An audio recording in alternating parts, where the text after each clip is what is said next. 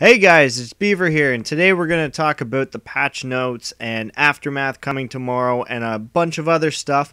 But first of all, I just want to let you guys know that later on this week, I'm going to be talking about Horrible Host and what happened to it and everything. I was originally going to do that for today's commentary, but then I remembered we got bigger fish to fry. We have Aftermath coming out tomorrow, and I wanted to talk about that and the patch notes that had just gotten released.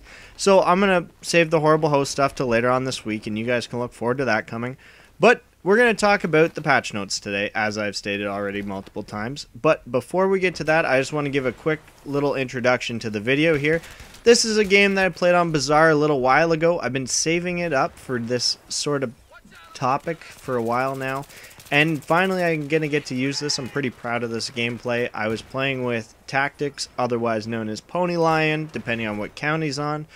And we kind of had a little bit of a competition. Not so much a competition to see, you know, who's better or whatever. But just, he started to do pretty well this game, and I started to do pretty well. So we wanted to see who could get the most kills by the end of the game. And he ended up beating me by a kill, sadly. But it was an excellent game. We had a lot of fun. But on to what I want to talk about today, and that is the patch notes. Finally, DICE came out with these new patch notes. And I'm actually pretty ecstatic with these, because for once I don't feel like DICE is taking Battlefield 3 and beating it with a hammer, or a baseball bat, or cutting it up with the chainsaw, or whatever other example you want to throw in there. But that's what I felt like they have done every single one of the last patches that they have put in since the game came out. They've listened way too much to the whiners, and they've just been slowly killing the game. But for once, it finally looks like we have a patch list that's fairly short, doesn't have too much meat to it, isn't going to change anything, you know, too major, but addresses a couple things that were pretty necessary to address, whether people think so or not. Today could be an exceptional day for PS3. I'm very curious to see how much of this input lag changes they've made, and the biggest thing is the audio stability. Any of you guys that play on PS3 with me know that the audio is absolutely horrendous. When you're all of a sudden not able to know your vehicle's getting locked, or you're getting hit by random missiles, or you have guys coming up behind you, or vehicles moving and get beside you and you never knew they were there because there was no sound. We may have a fix for that, guys, now, and hopefully it'll be for every map, and it'll fix all the issues that we had with audio. That is my hope. That is my absolute dream, and I'm crossing my fingers that it is 100% effective, as it does seem when I read these patch notes.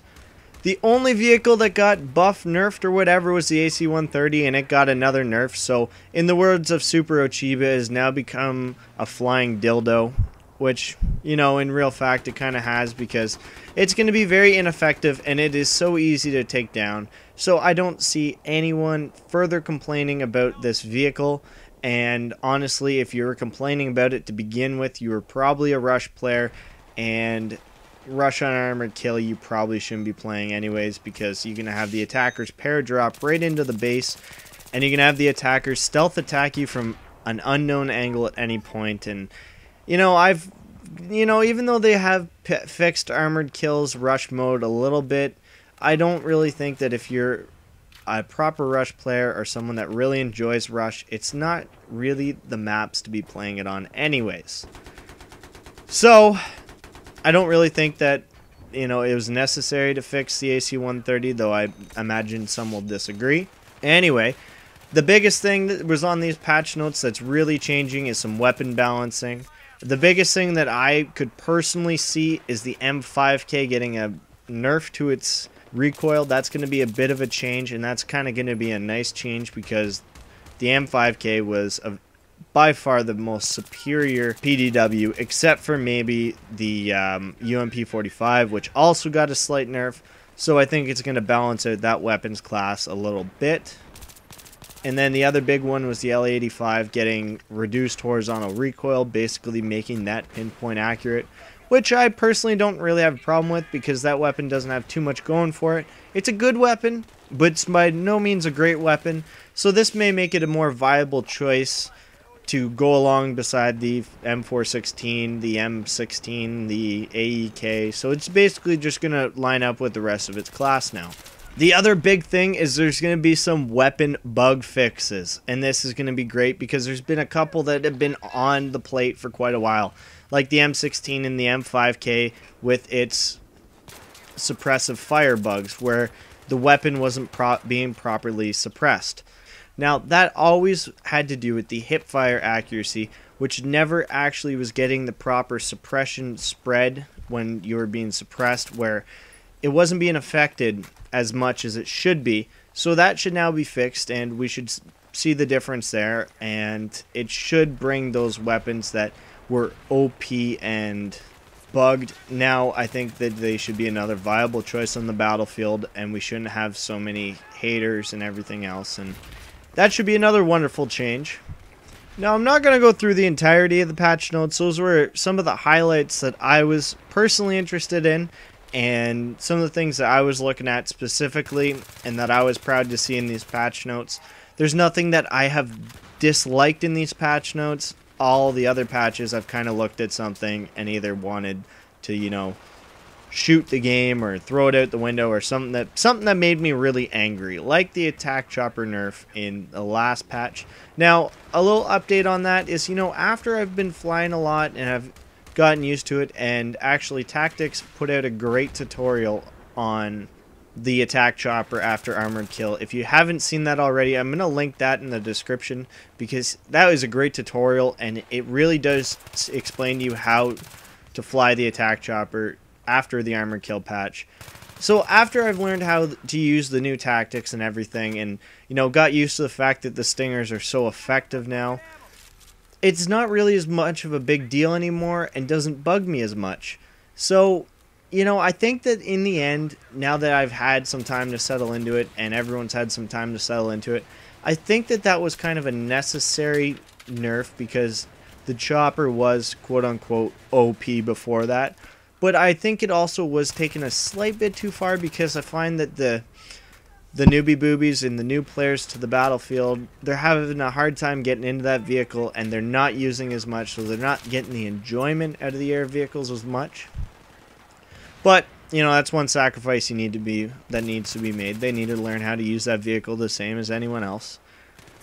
So, all in all, I think this is a great day. I'm kind of looking forward to Aftermath. I'll hopefully have 1 or 2 or maybe even 3 videos out tomorrow on that subject, because I'm super excited. Now, I'm not going to get overexcited like I did with the last couple patches, because I've kind of had that reminder in the back of my head about how excited I did get for them in the hype, and how disappointed I got when the actual content dropped and I got to play them. I'm going to admit I wasn't too happy with close quarters. I enjoy those maps. I play them occasionally, and it's a nice change from the vanilla maps and the larger maps. But it's not, you know, it doesn't feel Battlefield, because it's too orientated on infantry and close quarters. Obviously, well, it's called close quarters, but it doesn't have the Battlefield vibe. I found with console that the armored kill maps were a little bit too big. We weren't benefiting from them the same way that PC players would be. I imagine that armored kill on PC is absolutely phenomenal, and I can't wait till I get my gaming PC and I can try it out.